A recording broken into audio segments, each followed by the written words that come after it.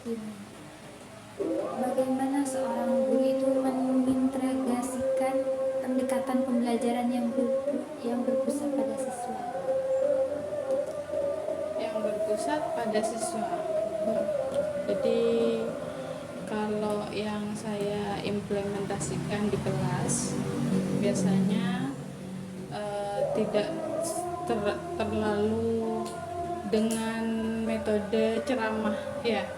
Biasanya kan ada guru yang hanya mengacu pada ceramah, tidak tidak memfokuskan tujuannya untuk agar semua siswa itu mendapatkan pemahaman yang menyeluruh secara inklusi ya. Tapi kalau yang saya implementasikan di kelas itu biasanya saya juga menerapkan siswa lebih aktif lagi untuk saling diskusi, entah itu tanya jawab apa yang biasanya terjadi di lingkungan sekitar, kita hubungkan dengan materi pembelajaran seperti itu, sehingga siswa itu lebih menarik, entah itu sesuai apa, misalnya saya menanyakan sesuatu apa yang lagi viral sekarang, kemudian kita hubungkan dengan materinya, itu bisa menarik perhatian siswa, lebih bisa menarik perhatian siswa daripada hanya kita berceramah menerangkan materi ini, pengertiannya ini. Itu lebih membuat siswa itu ngantuk atau bosan seperti itu. Jadi kalau menurut saya untuk bisa mengimplementasikan kurikulum merdeka di kelas itu memang harus sama-sama aktif antara pengajar dan siswanya seperti itu. Terus bagaimana penggunaan teknologi dalam pembelajaran bahasa Indonesia sekarang ini? Penggunaan teknologi dalam bahasa Indonesia ya. Sekarang itu kan juga harus menerapkan literasi. Ya, literasi di dalam kelas. Literasi itu banyak. Ada literasi membaca, ada literasi sains, ya. Ada literasi teknologi itu tadi ya. Itu bisa kita terapkan juga di bahasa Indonesia, juga dengan cara mendengarkan audiovisual ya, entah kita menonton cuplikan drama, kemudian siswa bisa menyebutkan apa perannya yang di dalam apa cerita tersebut,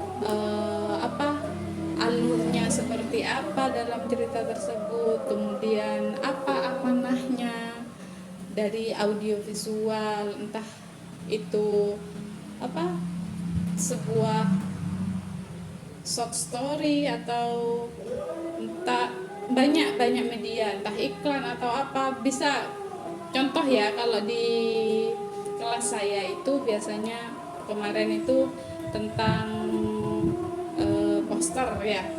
Poster itu juga kan kita memerlukan tentang teknologi ya.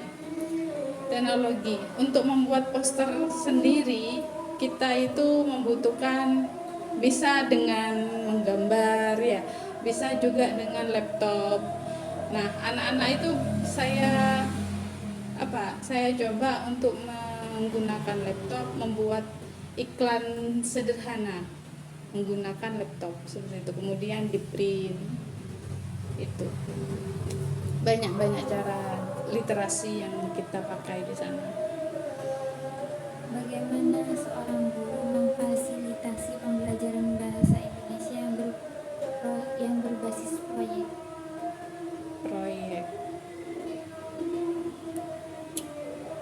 Yang berbasis proyek dalam bahasa Indonesia. Dalam kurikulum merdeka. kurikulum merdeka ini biasanya kalau siswa kalau dalam bahasa Indonesia itu banyak ya, membuat karya puisi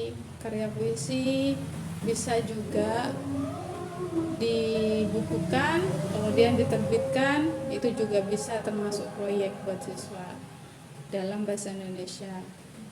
Itu kalau menurut saya. Bagaimana strategi pembelajaran bahasa Indonesia yang diterapkan melalui kurikulum merdeka? Gimana? Bagaimana strategi pembelajaran bahasa Indonesia yang diterapkan melalui kurikulum merdeka? Strategi pembelajarannya itu kita banyak menggunakan literasi membaca itu kalau di dalam bahasa Indonesia, karena kan kebanyakan kalau literasi bahasa Indonesia banyak menggunakan sastra kan ya, sastra yang digunakan, sehingga kita harus menekankan kepada siswa itu untuk terus mencintai membaca itu kan banyak ya, entah itu membaca suatu gambar, teks, keadaan, kondisi seperti itu kan membaca tidak hanya teks saja ya itu tadi bisa membaca gambar ini mempunyai hubungan apa dengan pertanyaannya ya, kemudian kondisi sekarang bisa membaca kondisi itu juga kan membaca seperti itu yang bisa diterapkan di dalam pembelajaran bahasa Indonesia. Juga banyak harus peka terhadap kejadian-kejadian yang ada di sekitar ya, tidak hanya kalau bahasa Indonesia itu kalau hanya membaca teks itu kan membosankan ya, bikin ngantuk, malah anak-anak juga kalau disuruh membaca soal teksnya panjang, kemudian soalnya ini terus dibaca lagi ya, itu kan membosankan sekali ya. Itu tadi bisa menggunakan teknologi,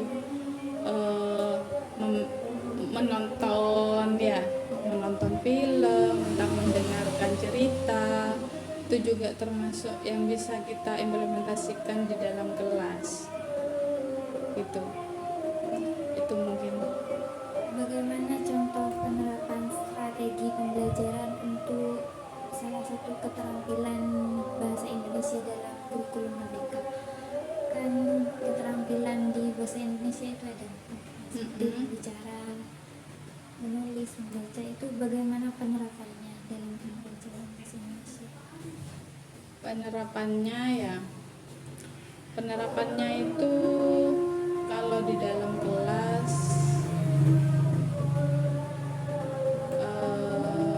dengan salah satu caranya itu dengan menulis sebuah karya seperti cerita. Saya juga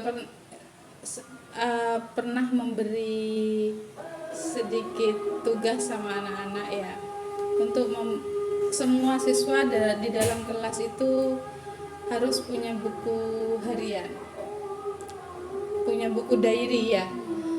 Buku diary untuk apa? Untuk mencatat semua apa yang terjadi, peristiwa apa yang pernah dialami. Apa tujuannya? Supaya mereka bisa mengasah apa yang harus mereka ungkapkan, kemudian dengan bahasa seperti apa yang tepat, yang baku, dan yang bisa dimengerti semua orang. Kadang kan anak-anak di sini kan bahasa Indonesia ada yang Madura ya. Ini dek, tadi saya jatuh ya, tersandung. Misalkan seperti itu bahasa yang seharusnya tadi saya jatuh karena tersandung batu ya. Tapi siswa yang tidak bisa, yang terbiasa berbicara Madura, tadi saya terjatuh karena apa sih Maduranya tersandung itu, teplecok. Nah, teplecok gitu. Karena tidak terbiasa, akhirnya mereka mengasah. Bu guru, kalau bahasa Indonesianya ini apa? Oh, itu tersandung. Nah, oh ya, gitu. Dengan seperti itu mereka tahu bahasa-bahasa yang harusnya digunakan yang baik dan yang benar di dalam bahasa Indonesia itu. Dengan begitu mereka tahu. Jadi apapun yang ada di dalam bahasa Indonesia itu memang harus yang terjadi yang di sekitarnya. Yang di sekitarnya itu yang memang harus dipekakan. Karena kalau melihat bahasa itu kan luas ya. Bahasa itu kan kesepakatan ya kan. Bahasa itu kan kesepakatan ya. Seperti itu. Jadi kalau yang bisa diterapkan, salah satu kalau misalkan menulis itu tadi ya itu tadi saya membiasakan siswa saya untuk menulis hal-hal yang biasa terjadi setiap hari, untuk mengenal bahasa Indonesia itu lebih banyak lagi, lebih luas lagi dan yang benar gitu. Bagaimana seorang guru memperhatikan aspek pemikiran tingkat tinggi dalam merancang strategi pembelajaran bahasa Indonesia, atau sering disebut sekarang HOTS ya? itu HOTS ya? Iya. HOTS itu banyak digunakan kalau guru itu dalam pertanyaan ya, pertanyaannya lebih tinggi. Misalkan contoh kecil biasanya sebuah teks dengan pertanyaan seperti ini. Di atas berdasarkan teks di atas yang bukan termasuk, nah itu sudah termasuk HOTS. Yang bukan termasuk sifat ini, aktor ini, yang mana itu termasuk HOTS ya. Jadi siswa itu dibiasakan menggunakan bahasa-bahasa yang lebih tinggi dan mengetahui bahasa-bahasa yang tinggi. Memang harus diterapkan setiap hari supaya siswa itu mengerti dan terbiasa untuk menggunakan bahasa-bahasa yang baku, lebih tinggi, dan juga mereka itu memahami apa yang guru, misalkan kan ada ya guru itu menggunakan bahasa tinggi, siswanya nggak paham ya, siswanya nggak paham. Jadi menggunakan bahasa tinggi itu harus disertai dengan pemahamannya seperti itu, atau dengan contoh-contohnya, atau dengan medianya. Seperti ini loh nak, bahasa ini apa dengan bentuk gambar atau dengan pengertian secara lisan seperti itu. Itu menurut saya. Bagaimana integrasi literasi dan keterampilan digital yang dilakukan dalam pembelajaran bahasa Indonesia sesuai dengan kurikulum merdeka ini? Implementasi integrasi literasi dan keterampilan digital. Ya, menurut saya kalau integrasi literasi itu, contoh ya, sekarang kan media sangat luas ya, media sangat luas, jadi kita harus memberi pemahaman kepada siswa bagaimana kita tahu batasan-batasannya, batasan-batasan dalam teknologi, dalam agama ya, supaya semua seimbang, secara berjalan secara seimbang. Itu kalau menurut saya secara integrasi dan teknologi. Jadi harus menerapkan kepada siswa itu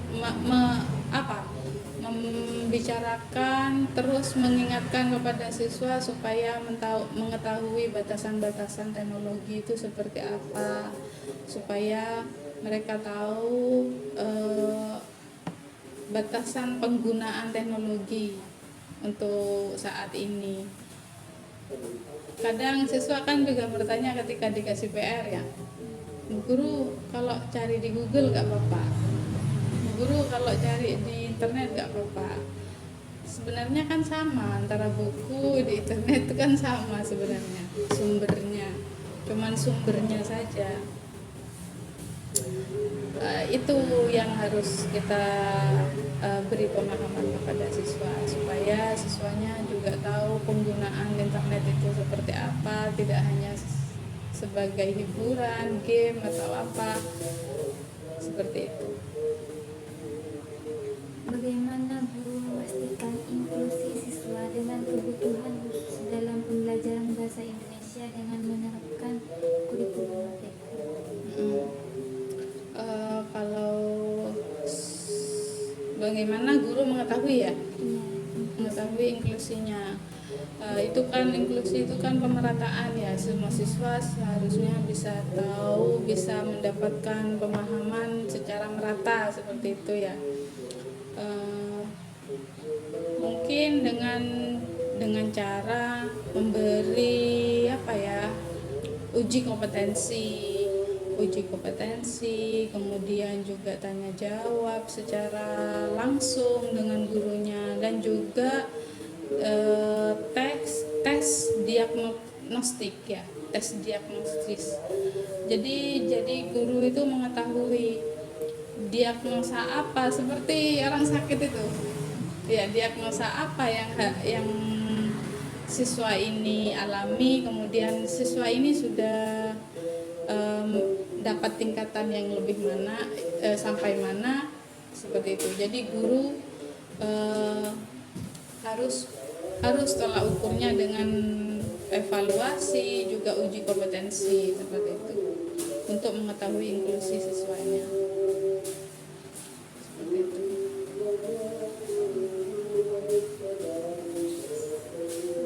Sudah.